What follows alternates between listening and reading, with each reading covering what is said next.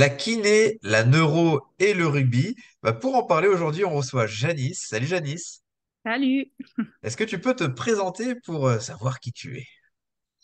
Eh ben, je m'appelle Janice. Ça fait 10 ans que je suis diplômée de kiné de l'école de Vichy. Et je travaille sur Clermont-Ferrand dans deux types de structures, un centre de rééducation et l'association sportive de l'ASM Omnisport, du coup, qui regroupe plein de sports différents. Et notamment, depuis que je suis sortie de l'école, je m'occupe d'équipes de rugby sur les matchs. Donc, j'ai commencé par les cadets. Et là, ça fait un an que je suis avec les filles de l'ASM Romagna. Ok, l'ASM Romagnac, qui a quand même un très bon niveau en rugby C'est ça. féminin en France. Qui joue en élite 1, donc Ouais. plus haut niveau français. Et qui, même si c'est le plus haut niveau, se développe tout doucement, quoi, comme le sport féminin. Généralement. Donc c'est aussi un beau challenge de participer à ce développement vers le professionnalisme peut-être un jour. J'espère pour elle, en tout cas, elle le mérite. Ouais, ouais, c'est clair. Quand on revienne au moins à un égal, comme un peu ce qui peut se passer avec le foot, Ouais, même si le foot est encore un petit peu en bas, le foot féminin, mais voilà quoi. C'est bien. En plus, l'ASM, pour connaître clairement, je sais qu'il y a des belles structures, il y a des volontés quand même de vouloir progresser, et puis euh, ça doit être sympa de bosser là-dedans. Et alors, quel est ton rôle exactement au sein de la structure ASM? Et ben en fait au sein de la structure il y a un cabinet médical avec des médecins du sport et des kinés qui sont là tous les soirs. Donc il y a des kinés par soir, c'est pas tous les mêmes kinés tous les soirs. Donc moi par exemple je fais une soirée dans la semaine où je suis au Ok. cabinet. Et où en fait on soigne n'importe quel licencié de l'association. Donc Ah, ok, c'est super. voilà. Et ça va un petit peu changer parce que ça va s'ouvrir au public, mais la politique jusqu'à maintenant, c'était l'association met à disposition, entre guillemets, des médecins du sport et après des soins kinés pour tous leurs licenciés de toutes les sections. Donc là, je dis une bêtise, mais j'habite à Clermont, je veux me licencier à l'ASM Boxe, parce que je sais qu'ils ont un club de boxe Ouais, française. c'est ça. Ouais. Et donc, je me fais un petit bobo, je peux aller voir le kiné de l'ASM. C'est compris dans la licence, quoi. Alors, ça va changer parce qu'on passe en centre de santé. En Ok. tout cas, c'est géographiquement au même endroit que la boxe, par exemple. Après, maintenant, on fonctionne avec carte vitale, mutuelle, comme n'importe quel cabinet libéral. Mais du coup, il y a accès à des médecins spécialisés en médecine du sport qui ont l'habitude de voir les types de pathologies du sport et les Trop kinés pratique, de la voilà. même façon. Ah, c'est Voilà. super. Franchement, je savais pas qu'il y avait ce genre de structure qui était développée. Je trouve ça super bien. Euh, et donc, tu vois tout type de trauma, je pense, dans tout type de sport, là. C'est ça, c'est ça. Du coup, on a plein de sections différentes. Donc, on a toutes les pathos du sport possibles et imaginables. Et qu'est-ce qui revient? Est-ce qu'il y a une patho qui revient, tu sais, malgré les sports? Plus trauma épaule, trauma dos, j'en sais rien. Bah, chez les sportifs, par exemple, on a beaucoup de ligaments croisés, sur tout ce qui est sport pivot. Comme on a les sections foot, les sections basket, on avait le pôle hand et puis bien sûr les filles du rugby. Donc c'est une blessure importante qui revient quand même malheureusement souvent. Après, on a quand même aussi beaucoup de blessures musculaires qui reviennent Ouais. aussi dans tous les sports. Voilà, sport de sprint notamment. Et puis on a pas mal de sports de combat, donc avec toutes les problématiques d'épaule et de coude sur les prises. On a une belle section lutte aussi Hmm. qui nous amène pas mal de patients. Euh, C'est sympa la lutte, alors. ouais. Non, c'est un très beau sport, mais c'est vrai que c'est hyper exigeant physiquement. Donc Ouais. on a pas mal de voilà, la lutte, le judo qui viennent nous voir aussi. Ok. Et en quoi, alors, parce que tu es formé chez Labo maintenant depuis quelques temps, et en quoi la neuro, ça a pu t'apporter des outils dans tes prises en charge? Bah, c'est vrai que moi je suis allée vers Labo parce que je suis hyper intéressée par le fonctionnement de l'être humain, du cerveau, etc. Et c'est un peu par hasard que je suis arrivée jusqu'à vous. Et en fait, ça m'a permis de faire plein de liens sur des choses que je faisais déjà, par exemple le travail du rampé, le travail du quatre pattes, etc., sans forcément savoir pourquoi. Et là, de faire le lien avec les réflexes archaïques, ben, du coup, c'est hyper enrichissant de pouvoir tester avant-après quand je fais travailler à certains sportifs.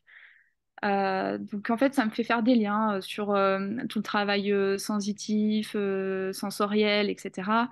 Ça permet de faire les liens et d'être hyper précis en fait et plus adapté à chaque sportif. Parce qu'avant, il n'y avait pas forcément de logique.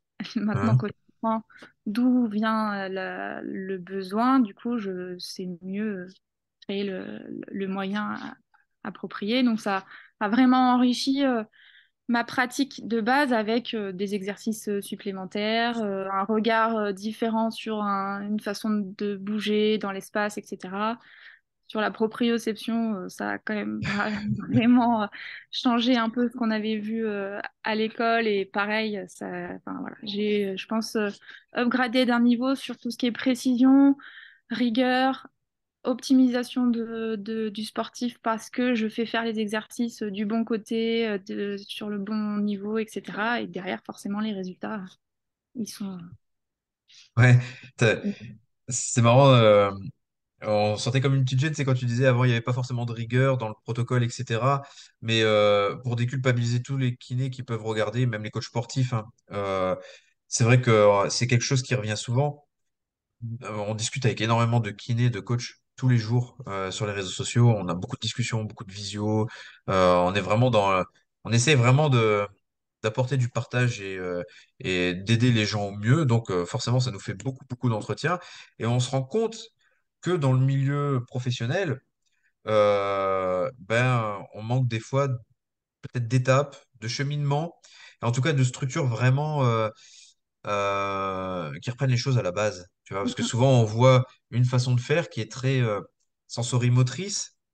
Et des fois, on se trompe même sur certains termes et certaines façons de faire, certains protocoles. Et du coup, ça perd un peu de sens. Et, euh, et là, en fait, l'idée, c'est, avec la neuro, en tout cas comme bon, on essaie de l'enseigner chez Labo, c'est de reprendre un bilan qui te permette de dire, tiens, ok, là, il y a ça à travailler et je vais refaire une progression là-dessus. Mais toi, tu bosses comment? Est-ce que toi, tu fais ton protocole et enfin tu sais le bilan RNP et après tu bosses avec les gens ou alors c'est que tu bosses avec les gens et dès que tu vois une problématique tu vas mettre un petit peu d'exercice neuro dessus, comment ça se passe exactement? Du coup, aujourd'hui, il y a deux types de pratiques différentes que je fais avec mes sportifs. Euh, Au sein du cabinet, là, ma soirée où je suis en soins, j'ai pas le temps de faire tout le bilan. Donc là, c'est sur une problématique précise, par exemple une aponevrosite plantaire, par exemple. Ouais. Voilà. Je vais tester rapidement un RTP, un Babanski. Et si je vois que ça match, eh ben, je vais rajouter dans les séances. Parce que comme on est plusieurs à travailler avec le patient, on ne peut pas tout changer sur ce qu'il aura fait le mardi pour le jeudi. Et Ouais. puis, ça manque de cohérence. Donc, mais je vais rajouter des petits exercices qui vont aller travailler sur le côté neuro ou de l'isométrie en contrôlate pour essayer de diminuer la douleur. Voilà, je vais rajouter des petits exercices neuro en plus de ce qu'ils font déjà. Donc ça, c'est le premier versant. Et là, cette année, depuis que je suis avec les filles de Romagna, et que je me suis enfin, que j'ai fini, entre guillemets, la formation labo pour pouvoir commencer à vraiment pratiquer de manière efficace, j'ai fait des suivis, là, individuels, avec, pour l'instant, j'ai eu trois, quatre filles, parce qu'avec la blessure et tout, ça a été un peu stoppé, mais où là, j'ai pris le temps, j'ai fait des bilans d'une heure et demie, où on a tout checké, et où on a mis en place ben, un programme sur 6 semaines. Elles, ouais, où elles le font de leur côté, et puis comme je les vois régulièrement sur les matchs, j'ai le feedback, le retour, et puis comme ça, on évolue un petit peu. Donc Ah, c'est voilà, génial. ouais, les deux versants sont hyper intéressants, hein, donc, J'adore parce que tu sais on avait eu Laurent Boursier il y a quelques temps là en quart d'heure neuro aussi, donc qui est kiné et qui lui bosse aussi avec des handballeurs, tu vois, qui sont semi-pro. Et et lui, donc lui, il faisait les petits bilans RNP comme on montre là sur la formation courante, tu vois, les bilans de 7-8 minutes. Et après, il bosse en kiné. On avait déjà eu Laurent aussi, qui lui, du côté de Lyon, qui est kiné aussi, qui nous avait dit, lui, bah, un peu comme tu disais avec les cas que tu avais en cabinet privé, tu vois, le soir, où là, c'est je vois une problématique. Bah, je vais essayer de mettre un petit aspect neuro aussi dedans parce que bah, tu as moins le temps peut-être de faire un bilan. Et en plus, tu as ce volet là où tu prends le temps à faire des bilans là, de base, comme on peut apprendre aussi sur la boule, de 1 heure, 1 heure et demie, où là, c'est vraiment un bilan vraiment cadré et qui te permet d'avoir des solutions sur court, moyen, long terme, etc. Donc, c'est super de pouvoir expérimenter les deux. Je pense que du coup, t'as pas trop de routine là-dessus. Non, pour l'instant, je m'ennuie pas. Et c'est vraiment ce que Labo m'a apporté, c'est cette sollicitation intellectuelle où en fait, on est obligé de réfléchir tout le temps.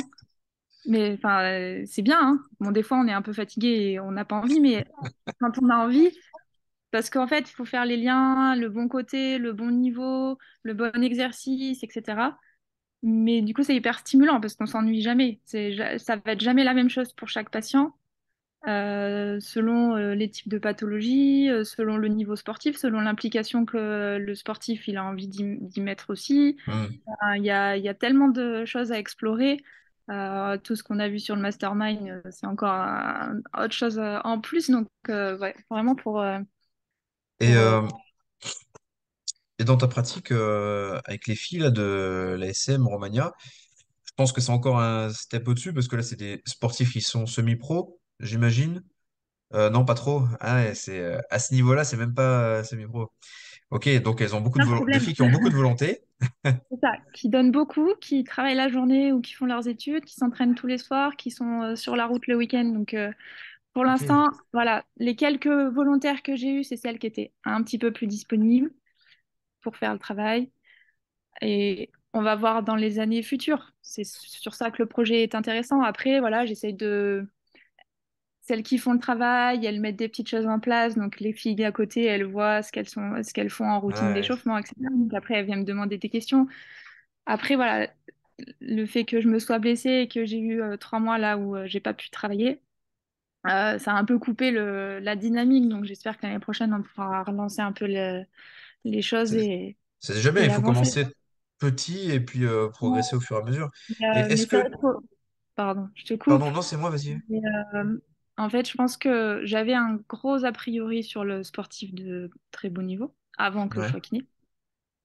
Mais en fait, le sportif de haut niveau, il se connaît pas forcément de manière optimale. Ouais. Et donc, même si c'est un athlète de très bon niveau, en fait, on a toujours des choses à faire. Et souvent, on peut revenir à des choses assez basiques, en fait, de respiration, de tout ça, d'alimentation. Enfin, il y a plein de choses à Ouais. aller chercher. Parce qu'on Donc, se c'est rend vrai compte que que le sportif de haut niveau, c'est pas un coach sportif, c'est un sportif de haut niveau, c'est un ouais, passionné de son sport. Alors, il connaît deux, trois notions peut-être autour de son sport, de certains muscles, parce que bah, souvent, quand il se blesse, il s'intéresse. Mais à côté de ça, bah, ouais, ça passe aussi. Donc, en fait, compte, ton rôle, c'est aussi un peu de l'éducation, quoi. ouais, complètement.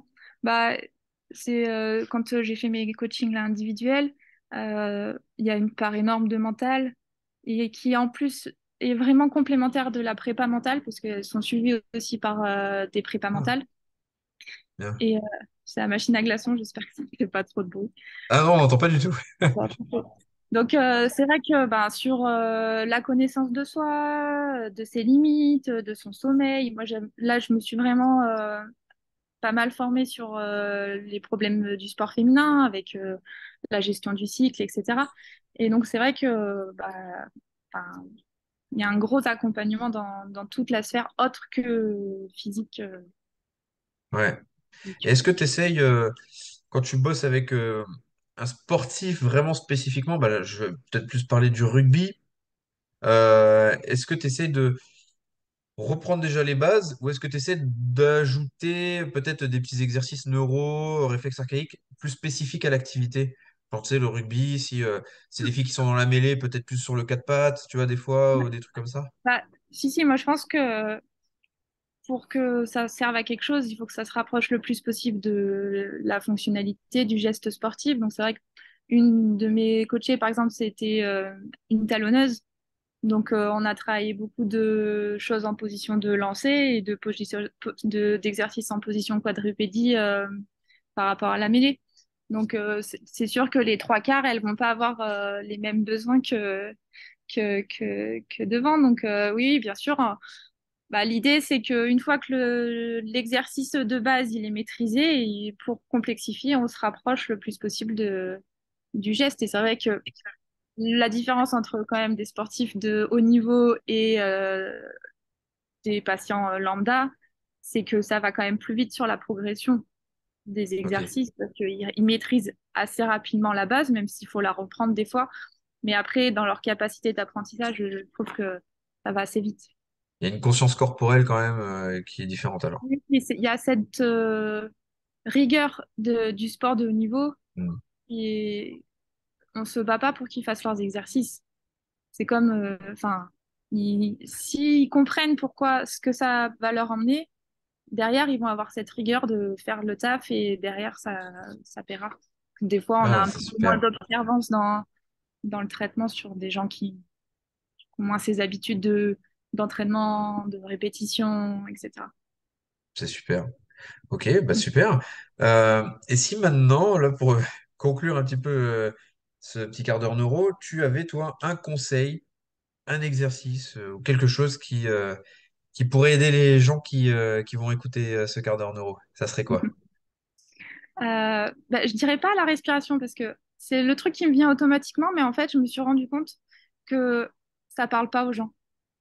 Ok. Qu'en fait, moi, mes patients, si je leur dis, bah, pensez à bien respirer, etc., ils vont me dire oui, oui. Mais en fait, je me suis rendu compte en leur faisant travailler la respiration qu'ils ne savent pas ce que c'est, en fait, bien respirer, etc. Donc, je pense que c'est technique, la respiration, et que ça peut pas être un simple conseil. Moi, je dirais, sur les routines à faire un petit peu, au moins une fois par jour, c'est prendre le temps de se poser et de faire un peu d'introspection sur comment je me sens. Est-ce que bah, aujourd'hui, ma journée, nickel, ça s'est bien passé ou quoi? Est-ce que je me sens un peu fatiguée? Du coup, il faut peut-être faire attention et que je me couche un peu plus tôt. Est-ce que j'ai bien mangé ces deux, trois derniers jours? Et sinon, bah, peut-être faire un effort sur les prochains repas. Prendre le temps de se poser et de se poser la question de comment je vais et s'il y a des problématiques, qu'est-ce que je peux faire simple, hein, on va pas... Hein, mais de prendre le temps de se questionner soi-même sur comment je vais. Parce que hein. Ah, nous, après, j'adore. après, en kiné, on retrouve les gens qui ne se sont pas posés questions pendant 30 ans et qui, Ouais. derrière, ont développé plein de problèmes. Ok, j'adore. C'est la première fois qu'on nous donne ce conseil et je trouve que c'est un très bon conseil, bien avisé et c'est bien. Ouais, avoir conscience de ce qu'on fait, de comment on se sent, etc. C'est super. Bah, merci beaucoup, Et Janice, en prendre tout le cas. temps. Bah, de rien. Ouais. Et on peut te Merci à toi. retrouver, du coup, ton cabinet, il est où exactement dans le coin de Alors moi, pour Clermont? l'instant, je suis que salariée, donc on peut pas me retrouver en dehors de l'ASM et du centre de rééducation, et je souhaite pas aux gens de faire exprès d'aller au centre pour venir me voir. Donc pour l'instant, c'est par message sur les réseaux, et puis mais peut-être à venir en cabinet bientôt. Super. Bon, ben, merci beaucoup Ben, et puis passe une bonne journée et on se voit bientôt. à bientôt, Adrien. Salut.